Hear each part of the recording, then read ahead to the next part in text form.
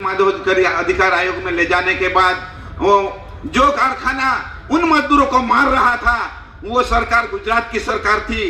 राष्ट्रीय मानव अधिकार द्वारा 238 लोगों को 3-3 लाख रुपया मुआवजा देने का नोटिस 2009 से 2016 तक देता रहा, लेकिन गुजरात सरकार मानने के लिए तैयार नहीं।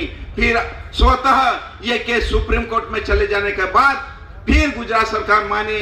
आज तक 504 लोगों तक को उनको 3-3 लाख रुपया दिया। लेकिन साथियों, ये जो बीमारी है, ये जो राजस्थान में उनके लिए जो राहत के लिए जो नीति बनी है, सिलिकोसिस नीति बनी है, ये हमारी लड़ाई के बाद बनी है। सुप्रीम कोर्ट का आदेश पूरा देश का आदेश था, राष्ट्रीय मानव अधिकार आयोग का आदेश पूरा देश के लिए था। उसमें लिए जो भी बीमार मजदूर है उनके लिए 3 लाख मुआवजा देना और उनका पुनर्वास पैकेज देना। घर पे ही काम करेगा, कहीं मजदूरी नहीं जाएगा।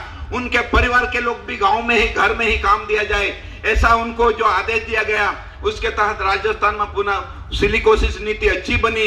लेकिन इन मजदूरों के लिए भारत में कोई नीति नहीं, कोई कानून नहीं, कोई योजना नहीं। हमारे बीच में जनप्रतिनिधि लोग भी आए हुए हैं, इस मुद्दे को गंभीरता से लें, क्योंकि हमारे जो कांच चमकीले कांच जो मकानों में लगाए जा रहे हैं, शीशे तोड़े फोड़े जा रहे हैं, वो उस शीशों से, उस कांचों से उनके फेफड़े खत्म हो रहे हैं और उनकी जाने जा रही है और पूरी उसकी लाखों उनका जो उसका मूल्य, कोई मूल्य नहीं, कोई कीमत नहीं जान की, वो जान जा रही है। तो उसके लिए ये मंदसौर में भी स्लेट पेंसिल से कारखाने से मरते हैं और सतना, सरगुजा, सिवनी कोयले की खदान में काम करने से भी काला फेफड़ा होने के बाद वो मजदूर फेफड़े खराब होने के बाद मारे जाते हैं। तो ये एक आधुनिक बीमारी है।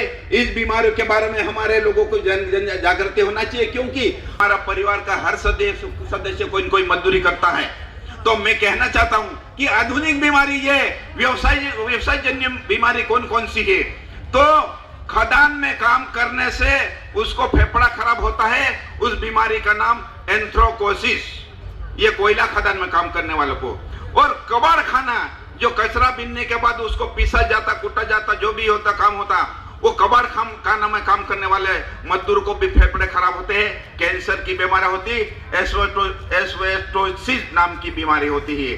शक्कर उद्योग, गन्ना कटाई, गन्ना रस कारखाना, कंपनी में काम करने वाले को बेगासोसिस बीमारी होती है।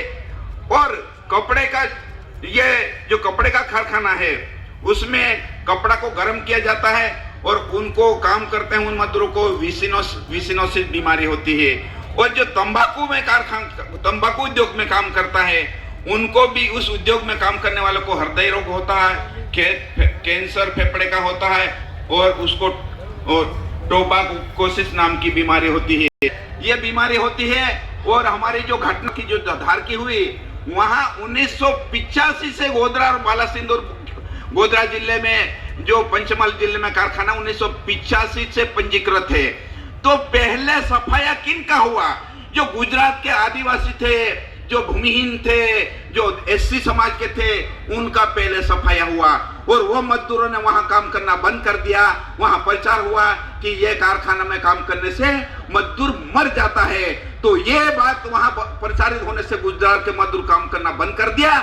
उसके बाद वहां के ठेकेदार एमपी में आए, झाबुआ, धार, अलीराजपुर के मजदूरों को ले गए और अलीराजपुर में मरने का दौर शुरू हुआ और हमने प्रचार करके हमने मजदूरों को रोका और वहां पर पूरा पाउडर रोकने के लिए कई सारा सरकार ने अंकुश लगाए, उनके धुआं ना उड़े उसके लिए प्रतिबंध लगाए। कुछ कारखानों को बंद किया, 10 कारखाना हमारे सामने बंद किया।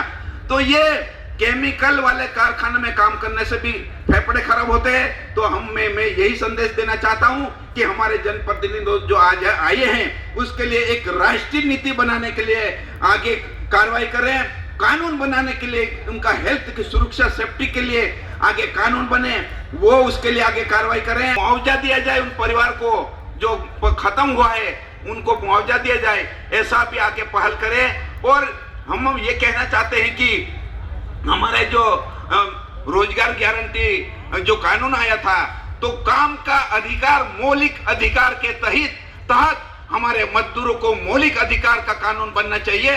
उनको 100 दिन का हम नहीं बोलते हैं, हम बोलते हैं 365 दिन दिया जाए और उनके जीवन को मजदूरों को बराबर जीने का अधिकार दिया जाए और उनको इस देश में आर्थिक समानता में लाने के लिए मजदूरी तय हो, न्यूनतम मजदूरी नहीं, उसको बराबरी से जीने का अधिकार की मजदूरी तय हो, उनको बच्चों को पढ़ाने की, उसको इज्जत से जीने की, सम्मान से जीने की और देश की अर्थव्यवस्था के साथ बराबरी के साथ कंधे से कंधा मिलाकर जिए, ऐसी मजदूरी निर्धारित करने के हमारे पूरा जन संगठन, हमारे आदिवासी के समाज एकता परिषद के लोगों और हमारे जनप्रतिनिधि लोगों इस बारे में सोचे और आगे पहल करें। यही मेरा कहना है। आपकी जय जोहार, जिंदाबाद। बहुत बहुत धन्यवाद शंकर भाई।